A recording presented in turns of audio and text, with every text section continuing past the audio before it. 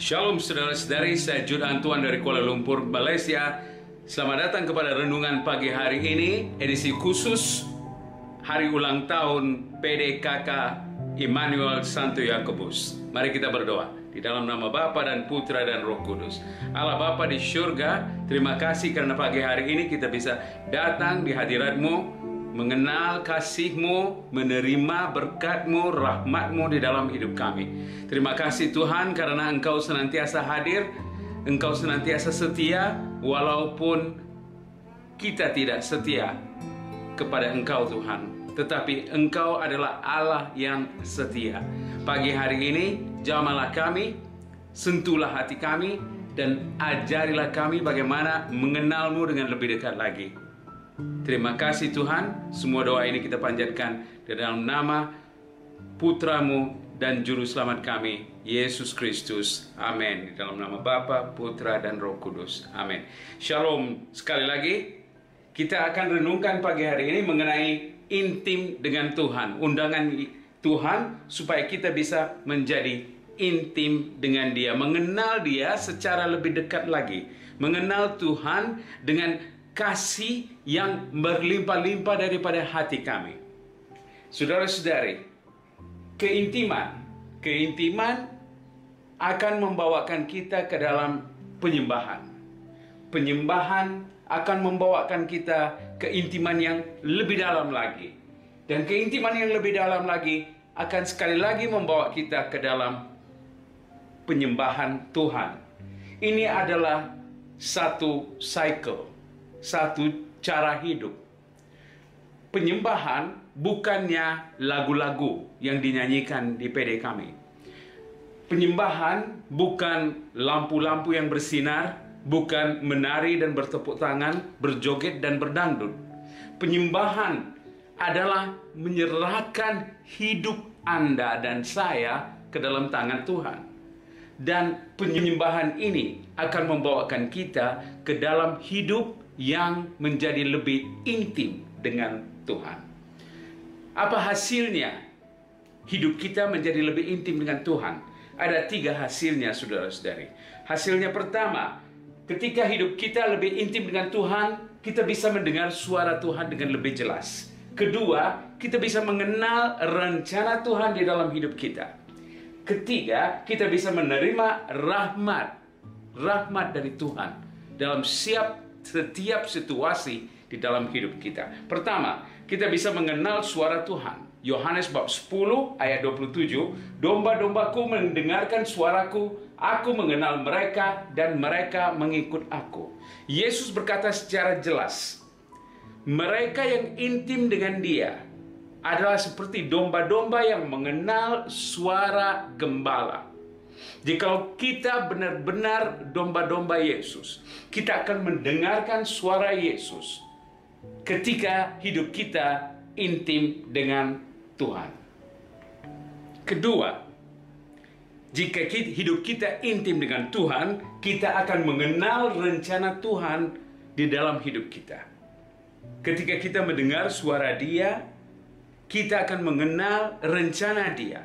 Tuhan akan bicara kepada kita. Tuhan akan memperkenalkan rencana-rencana Dia di dalam hidup kita. Rahasia-rahasianya akan diperkenalkan. Amos bab 3 ayat 7, sesungguhnya Tuhan tidak akan membuat sesuatu tanpa menyatakan keputusannya kepada hamba-hambanya para nabi.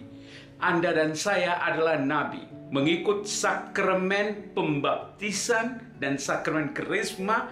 Kita semua sudah diurapi menjadi nabi, imam, dan raja. Jadi kita semua adalah nabi mengikut sakramen pembaptisan.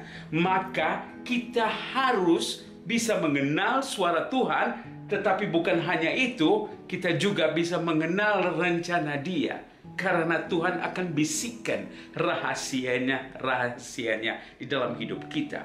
3, ketika kita menjadi lebih intim dengan Tuhan, kita akan menerima rahmat.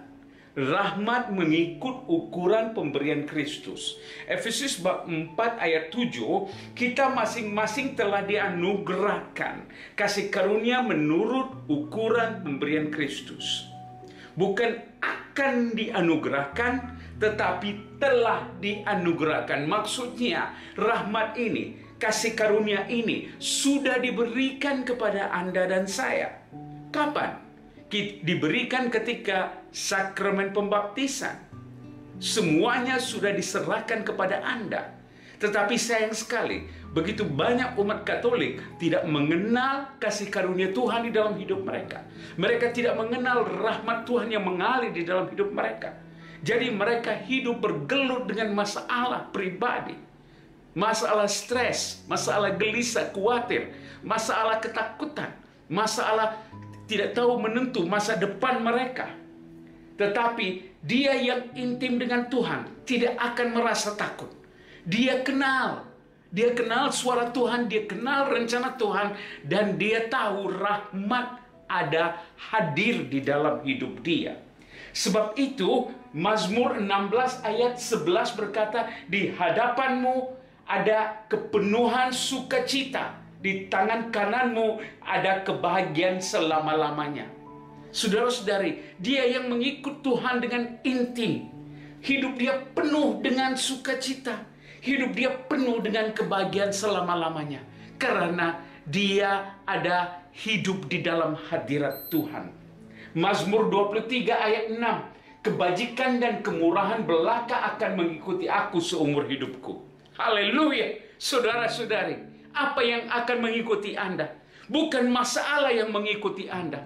Bukan stres yang mengikuti Anda. Bukan kanker yang mengikuti Anda. Kebajikan dan kemurahan akan mengikuti Anda seumur hidup Anda. Kapan? Ketika Anda diam di rumah Tuhan sepanjang masa. Jadi saudara-saudari, bagaimana ini bisa terjadi?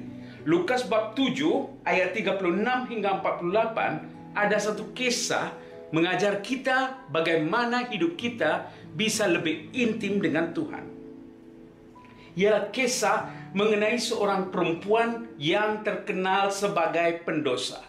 Perempuan yang terkenal sebagai pendosa datang ke sebuah rumah orang Farisi di mana Yesus berada. Dia membawakan bersama dengan dia sebuah buli-buli pualam berisi minyak wangi.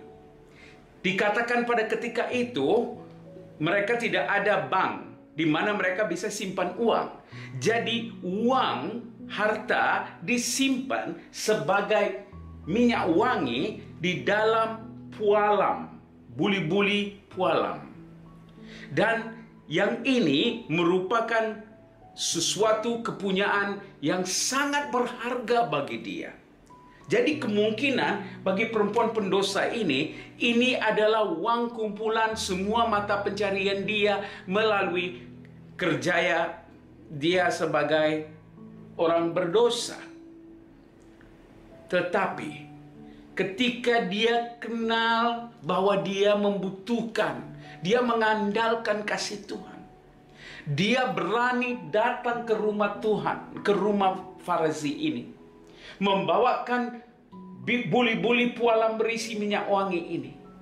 Dikatakan sambil menangis dia berdiri dekat di belakang Yesus. Sambil menangis, dia membasahi kaki Yesus dengan air matanya dan menyekanya dengan rambutnya dan mencium kakinya dan meminyakinya dengan minyak wangi. Begitu besar kasih perempuan ini, saudara-saudari. Masih Anda teringat?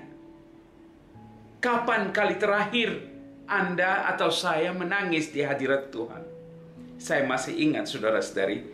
Ketika umur saya 18 tahun, saya berdepan dengan perasaan ingin membunuh diri. Saya sudah persiapkan pisau untuk membunuh diri. Ketika itu, saya mengalami kasih Tuhan dicurahkan di dalam hidup saya.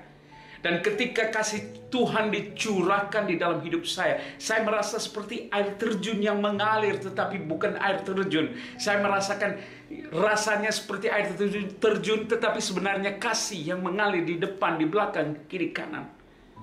Dan hanya satu jawaban dari yang keluar dari saya ketika itu adalah untuk menangis.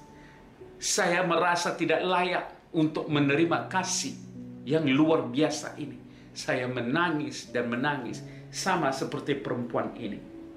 Di dalam kisah ini kita membaca bahwa Simon si Farisi itu marah dengan Yesus karena Yesus didekati oleh perempuan ini. Dan jawabannya kepada Simon adalah begini.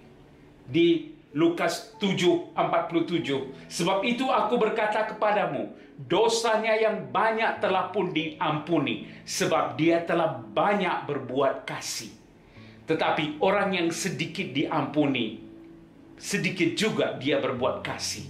Lalu Yesus berkata kepada perempuan itu, dosamu telah diampuni. Saudara-saudari, jikalau Anda dan saya ingin merasakan keintiman dengan Tuhan, mari kita membawakan buli-buli pualam berisi minyak wangi kita yang pribadi. Bawakan dan pecahkan di kaki Yesus, dan sambil menyerahkan hidup kita ke tangan Yesus. Itu adalah persembahan. Itu adalah penyembahan yang paling berharga. Bukan sekadar tepuk tangan dan nyanyi dan teriak dan berjoget, saudara-saudari. Mari kita membuat persembahan, penyembahan yang paling berharga di mata Tuhan. Mari kita berdoa. Terima kasih Tuhan Yesus. Engkau tidak menolak kami, sama seperti Engkau tidak menolak wanita itu. Pada saat ini Tuhan Yesus, datanglah di dalam hidup kami, jamalah kami, berilah kami kuasa pengampunan untuk menyerahkan seluruh hidup kami ke tangan-Mu, supaya kami bisa mengenal Engkau dengan lebih intim lagi, supaya kita bisa mendengar suara-Mu, kita bisa mengenal rencana-Mu, dan supaya kita bisa hidup dengan menerima rahmat dari tangan kanan-Mu. Semua doa ini kita panjatkan di dalam nama Tuhan dan Juru Selamat kita, Yesus Kristus. Amin, amin, haleluya. Puji Tuhan. Terima kasih karena berpeluang untuk bersama dengan Anda. Sekali lagi, selamat hari ulang tahun kepada PDKK Immanuel Santo Yakobus. Haleluya. Puji Tuhan, Tuhan berkati Anda.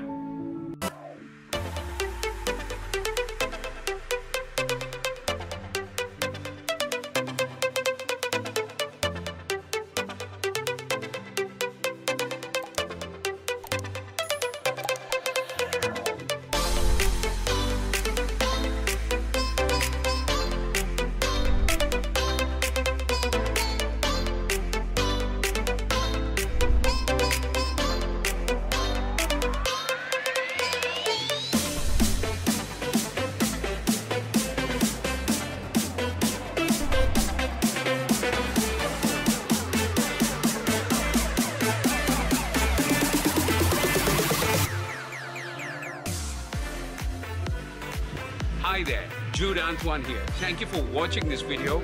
I hope that it has blessed you. If you're interested in more videos, please subscribe to this YouTube channel by clicking on the bell right over here. If you are interested to watch more videos, please watch any in the playlist right over here. Thank you. May God bless you.